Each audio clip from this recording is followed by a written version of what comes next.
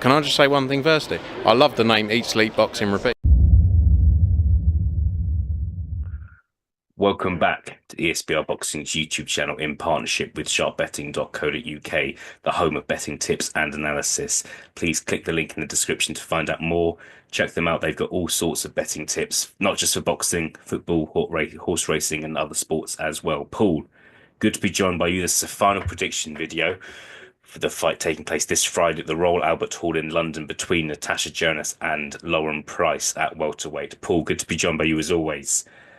There's a fairly strong favourite in this fight in Lauren Price. So this maybe isn't going to be the most tantalising video we're going to do with these. Sometimes we're dealt with real 50-50s, as we saw in Belfast last weekend, of course. I'll hand things over to you now. What is your final prediction for this one, please? Yeah, thanks, mate. Great to be joined by you as always. Yeah, I'm looking forward to this fight. I think, yeah, you say Lauren Price is a big favorite, and I see why. 10 years younger, looks like she's carrying a bit of more pop than she ever has done in her last few fights as well. Seems to be really up in the levels. It seems to be that the better the opposition she's been in with, the better she's looked as well. So I can see why she's quite a big favorite. That being said, obviously Natasha Jonas is a world class fighter. She's had a brilliant career. And could this be, her last hurrah? She's enjoyed a really good Indian summer, and could this be the icing on the cake? Who knows? I, to give you my final prediction, kind of without giving it any, I'm sure we'll maybe analyze it a little bit more. But yeah, I can't see past Lauren Price, to be honest, mate. I think she's going to win the fight. The only thought of mine is, um, could she actually get the stoppage here? I know it's as we always talk about the 2 minute rounds, whatever. You do see less stoppages. That's just fact, I think, in women's boxing. But as I said, Lauren Price has quite a few. Well, she's got a couple of knockouts of late, so, and Natasha Jonas has a few knockouts of herself as well. So it kind of, I think I probably will go for Lauren Price on points, mate. To be honest, I think it could be a unanimous decision. I think Jonas might win a few rounds, but ultimately I do see Lauren Price coming out on top. But I will say, yeah, my final prediction is points, but I am adding to that if there was a Lauren Price stoppage late in the fight, it wouldn't surprise me one bit. Yeah, interesting. I think one factor in this fight is that both fighters can actually punch. Natasha Jonas, 16 wins, and 9 stoppages. And Lauren Price, not a massive KO percentage, but she's only had 8 fights, so I wouldn't look into that too much. And in her last fight in Liverpool at the end of the year, I think she showed that she can punch. Um, I'm it's I want to say what the first point I'll make is that I actually think Lauren Price could win by stoppage here. I think Lauren Price is a special fighter, so I'm actually edging towards a Lauren Price stoppage in the second half of the fight. To be honest, big fan of Natasha Jonas. I just think she is. Yeah, I think she's possibly past her best, and I just think it's not just necessarily down to and Natasha Jonas doing anything wrong. I think Lauren Price is actually pretty special, and this is an opportunity for her to kind of to make a big statement.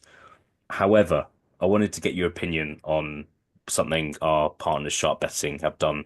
Paul, they've asked a lot of people who they think's going to win this fight. It's simply been um, fighter A or fighter B.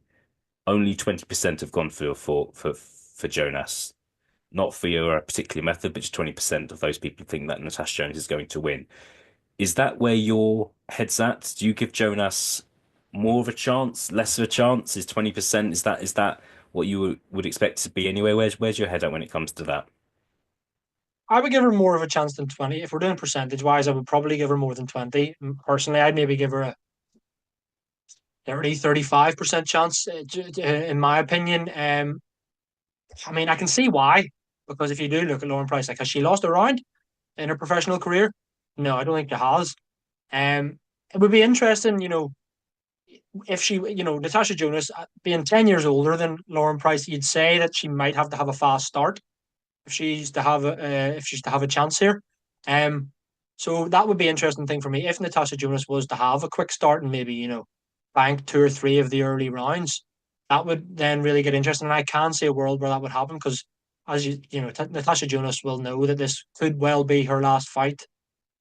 she could, if she wins this, like she's nothing else to prove. She could even just retire before a potential undisputed fight. Who knows? But I think if you, yeah, I give her more than 20% chance. But as I said, I'd still do make Lauren Price quite a handy favorite. Um, she has, that McCaskill win stands out. But see, when you actually look at the McCaskill win a little bit further, you actually think, well, was McCaskill damaged goods at that point? Because yes, she had that horrible decision over Sandy Ryan. Everyone saw that fight. Sandy Ryan won that fight. So was she kind of coming down the mountain as Lauren Price was going up and got her at a perfect time? And did that maybe flatter Lauren Price a little bit? I don't know. Obviously, she did have that knockout last time out, so I can see why people are so heavily favouring Lauren Price here. That being said, I don't think it's as wide as 80-20 in my opinion. Yeah, and I hate to be boring, but I think that I do think people have been a bit dismissive of Jonas in this fight. Look, obviously we are both picking her to lose. However, I just think Jonas, she's tried and tested in what she's done. Lauren Price isn't. She's not as a pro. Lauren Price actually hasn't achieved an awful amount and doesn't have a huge amount of experience as a pro and hasn't really been in trouble yet. Um, so yeah, look, it's an interesting one, isn't it? It's going to be a fantastic night, a fantastic venue. We will see what happens. To round off, Paul, yeah, I'm hoping we've got two semi-finals here. Michaela Mayer and Sandy Ryan have got their rematch at the end of this month. So timings wise, I would hope we're going to get kind of an undisputed clash in July, August time. I would hope for. I hope we're not kind of waiting until November, December for that fight. And that would be quite possibly the biggest women's fight in boxing this year. Would be something to look forward to. Who do you think Lauren Price will face? And will Lauren Price be undisputed champion by the end of 2025? Don't want to put a dampener on it, mate, but I don't think she'll become undisputed champion by the end of the year. Not saying that she can't, but the reason being, um, maybe it might be you and I doing the predictions video for Mayor Ryan too. But I picked Sandy Ryan to win the first fight. She obviously didn't. I would be probably favouring her to win a second. So does that automatically set up a trilogy? In which case, if it does, say Sandy Ryan was to win, there might well be a trilogy with Mayer, meaning that Lauren Price or Natasha Jonas, if she's to win, may have to wait for that undisputed fight and maybe have another defense in the interim before maybe an undisputed fight early in 2026. Obviously, we want to see undisputed fights. We want to see the best fight in the best. But if Sandy Ryan was to win against Michaela Mayer at the end of the month, I do believe that they should probably have a trilogy just to kind of cement that rubber match, see who wins it 2-1 rather than ending it at 1 each and giving Ryan the undisputed clash, because I think that would maybe be a little bit unfair then on Michaela Mayer, who won the first fight, of course.